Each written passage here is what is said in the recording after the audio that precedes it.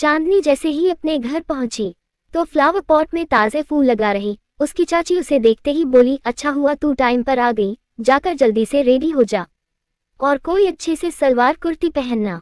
चांदनी वही खड़ी चुपचाप उन्हें देखने लगी तो अनु फिर से बोली, जाना ऐसे क्यों खड़ी है, फोन आया था यशोदा काकी का, लड़के वाले घर से निकल चुके हैं, आधे घंटे में बस यहाँ पहुँच जाएंगे, तेरे चाचा जी भी आ गए हैं, बस बाजार से मिठाइयाँ लेने गए हैं, जा अब जल्दी तैयार हो। मैं अभी शादी नहीं करना चाहती चाची, तभी चांदनी बोली।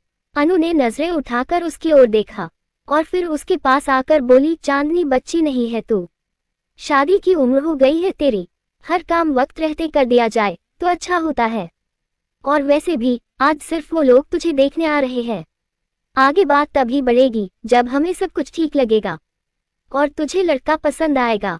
चाची मैं आगे से ऐसा कुछ नहीं करूँगी जिसकी वजह से आपको और चाचा जी को किसी के सामने शर्मिंदा होना पड़े, प्लीज एक आखिरी बार मुझे माफ कर दीजिए, प्लीज मत बुलाइए उन्हें यहाँ, मैं अभी शादी नहीं करना चाहती। चांदनी अनु को मनाते हुए बोली, तुझे ये लगता है ना चांदनी कि तेरी वजह से हमारा सिर शर्म से न झुक जाए, इसलिए मैं तेरी शादी करना चाहती हूँ। नहीं बेटा, गलत समझ रही है तू, मैं तुझसे नाराज होकर ये सब नहीं कर रही हूँ, मैंने तेरी शादी करने का फैसला सिर्फ इसलिए लिया है क्योंकि मैं नहीं चाहती कि कोई मेरी बच्ची पर सवाल खड़े करे, कोई मेरी बच्ची पर इल्जाम लगाए, कोई उसके चरित्र पर उंगली उठाए। मैं तेरी खुशी चाहती हूँ और बस तेरा फ्यूचर सेव करना चाहती हूँ। अगर तुझे लड़का पसंद ना आए तो साफ साफ इनकार कर देना, मैं तुझसे कोई सवाल नहीं करूँगी, प्रॉमिस। चांदनी चाहकर भी कुछ नहीं बोल पाई। अनु ने मुस्कुराते हुए उसके गाल को छुआ और बोली, जा जाकर तैयार हो जा, और वो पैरोट कलर का अम्ब्रेला सूट पहनना, बहुत सुंदर लगती है उसमें। चांदनी ने आहिस्ता से सिर हिलाया और चुपचाप अपने कमरे में चली गई। अनु भी फिर से अपना काम करने लगी। चांदनी अपनी अलमारी से सूट निकालकर मन ही मन बोली, जब तक मैं चाचा जी का लोन नहीं चुका देती मैं शादी नहीं कर सकती, मुझे कुछ भी करके लड़के वालों को यहाँ से रफा दफा करना होगा, कुछ ऐसा करना होगा कि वो मुझे खुद ही नापसंद कर दे। चांदनी वही खड़ी सोचने लगी कि कैसे वो लड़के वालों को यहाँ से भगाए। दूसरी ओर राजीव और संजना एक बड़े से ऑफिस से टेंडर सबमिट करके बाहर निकले तो संजना ने अपनी गाड़ी की ओर बढ़ते हुए राजीव से पूछा, राजीव तुम श्योर हो कि जो कोटेशन तुमने फील की है वो हमें ये प्रोजेक्ट दिलवाएगी? ऑफ कोर्स दिलवाएगी संजना, ये प्रोजेक्ट हमें ही मिलेगा, यू डोंट वरी, राजीव बोला। संजना के चेहरे पर मुस्कुराहट आ गई। तभी उसकी नजर कृषि पर पड़ी और वो राजीव से बोली, राजीव तुम गाड़ी में बैठो, मैं बस अभी आई। राजीव ने सिर हिलाया और गाड़ी का डोर खोला। वो पीछे की सीट पर बैठकर अपना फोन चेक करने लगा। टेंडर सबमिट करने जा रहे कृषि की नजर जैसे ही संजना पर पड़ी तो उसके भी कदम रुक गए। संजना उसके पास आकर बोली, अगर ये सोचकर टेंडर सबमिट करने आए हो कि ये प्रोजेक्ट तुम्हें मिलेगा तो मैं तुम्हें बता दूं कृषि, अब तुम्हारी कंपनी में वो बात नहीं रही जिसकी वजह से कभी खुराना कंस्ट्रक्शन टॉप पर हुआ करता था। कृषि मुस्कुराते हुए बोला, यू नो व्हाट संजना, तुम जितनी धोखेबाज हो ना, उसके बाद अगर तुम्हें ये प्रोजेक्ट मिल भी जाए तो मुझे ताज्जुब नहीं होगा क्योंकि मैं तुम्हारी फितरत से बहुत अच्छी तरह वाकिफ हूँ, इसलिए ट्रस्ट मी, इस बार तुम्हें ये प्रोजेक्ट नहीं मिलेगा और बहुत जल्द मैं तुम्हें खुराना कंस्ट्रक्शन को फिर से टॉप पर लाकर दिखाऊंगा। लेट्स सी, संजना अकड़ कर बोली। कृषि के चेहरे पर तीखी सी मुस्कुराहट आ गई और वो वहां से चला गया। उसके जाते ही संजना ने अपनी आंखों पर चश्मा लगाया और वो गाड़ी में आकर बैठकर राजीव से बोली, चलकर वेंडर से भी मिल लेते हैं। श्योर, संजना ने ड्राइवर को गाड़ी चलाने का इशारा किया। दूसरी ओर चांदनी आईने के सामने खड़ी अपने हाथों में चूड़ियां पहन रही थी। तभी पिंकी वहां आकर बोली, थोड़ा जल्दी कर चांदनी, वो लोग बस आ ही रहे हैं।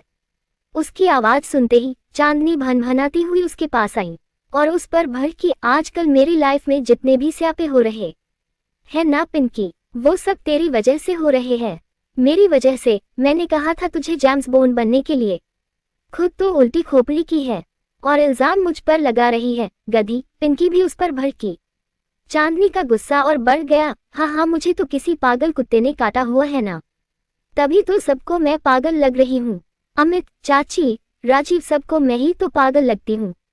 जबकि सबसे बड़ी पागल तो तू है, जो उस मन के मीत से शादी करने के लिए मरी जा रही है। एक्सक्यूज मी, आपको किसने कहा कि मैं उस मनमीत से शादी कर रही हूँ? फॉर योर काइंड इन्फॉर्मेशन, मेरी मंगनी टूट गई है। पिंकी के इतना कहते ही चांदनी का मुंह खुल गया और वो उसके पास आकर बोली, क्या कहा तूने, तेरी मंगनी टूट गई है? पिंकी मुस्कुराते हुए बोली, हाँ। उसने चांदनी को सारी बात डिटेल में बताई तो चांदनी खुशी से उछल पड़ी और पिंकी को गले लगाकर बोली, I am so happy Pinky, finally उस मनमीत से तेरा पीछा छूट गया। पिंकी बेड पर बैठकर बोली, पर तुझे पता है चांदनी, जब मनमीत मेरे पापाजी और मम्मी जी को अपने घर से बाहर छोड़ने आया तो उसने उनसे क्या कहा?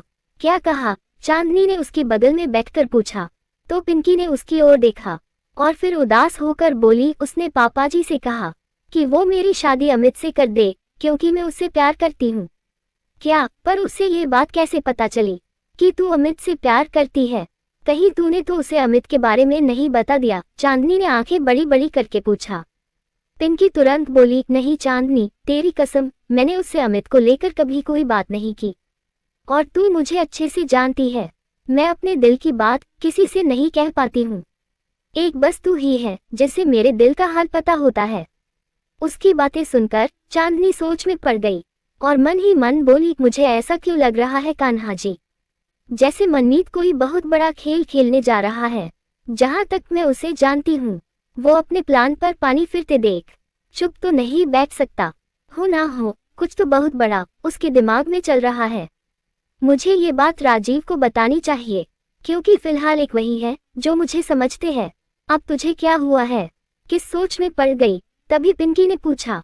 चांदनी तुरंत बोली, पिंकी, अमित को लेकर तेरी फीलिंग्स वाली बात मनमीत को पता नहीं चलनी चाहिए थी। मेरा दिल कहता है कि वो इस बात का फायदा उठाकर जरूर कोई बहुत बड़ा खेल खेलेगा। पर चांदनी, अगर उसका ऐसा कोई इरादा होता तो वो ये बात सीधे सीधे पापाजी से नहीं कहता बल्कि मुझे ब्लैकमेल करता। वही सोचकर तो मुझे उस पर डाउट हो रहा है पिंकी। इतनी बड़ी बात जानकर भी वो चुप क्यों है? चांदनी के इतना कहते ही पिंकी तुरंत बोली, मेरा तो पीछा छूट गया ना उससे, तो अब हम उसके बारे में क्यों सोच रहे हैं? अब तो मेरी शादी से पहले तेरी शादी होगी। चांदनी ने उसे गुस्से में घूरा और कुछ कहने जा ही रही थी कि तभी अनु वहां आकर बोली, पिंकी, चांदनी को जल्दी नीचे ले आ, वो लोग आ गए हैं। जी आंटी, पिंकी मुस्कुराते हुए बोली। अनु तेजी से वहां से चली गई।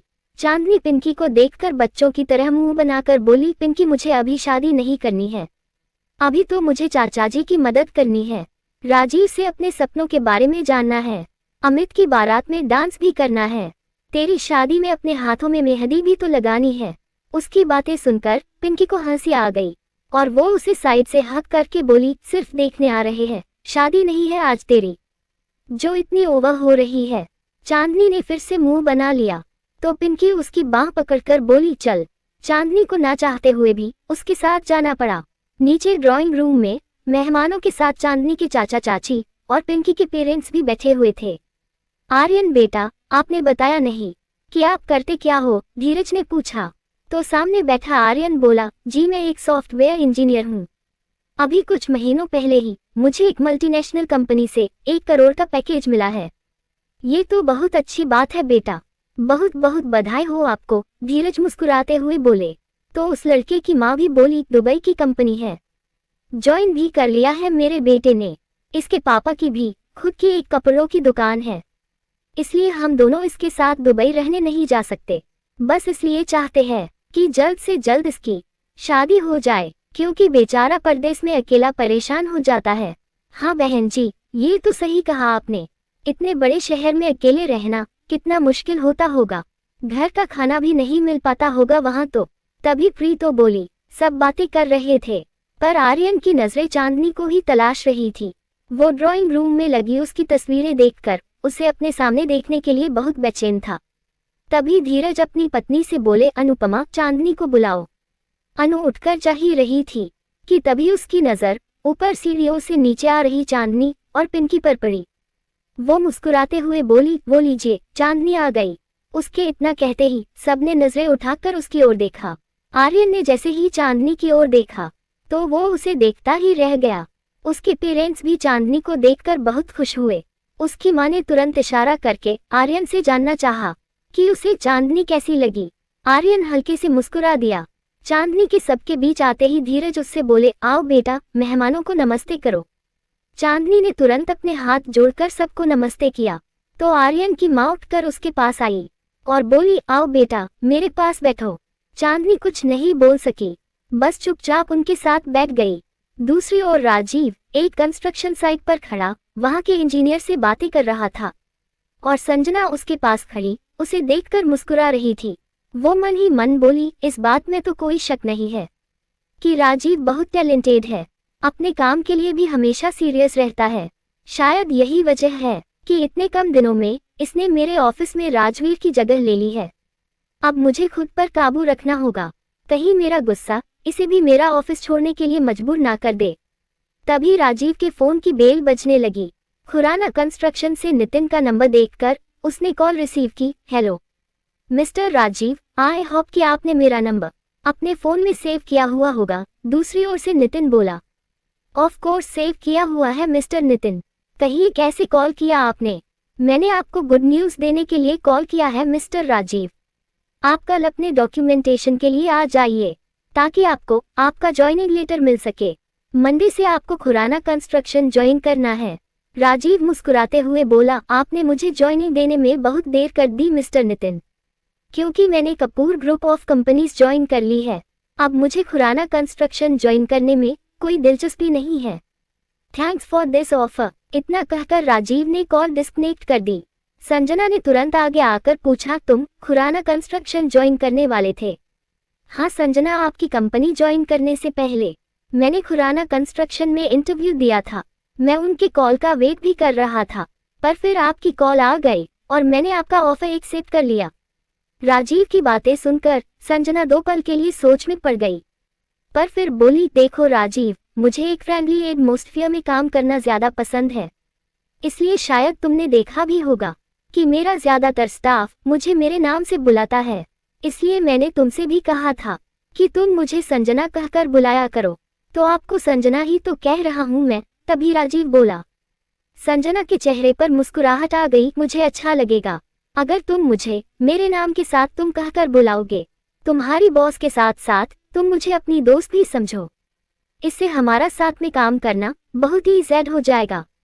राजीव ने मुस्कुराते हुए सिर हिला दिया तो संजना चहकते हुए बोली, अब अगर हम दोस्त बन ही गए हैं तो चलकर कहीं एक अच्छी सी कॉफी पीते हैं। एक्चुअली मैं बहुत थक गई हूँ, चलो।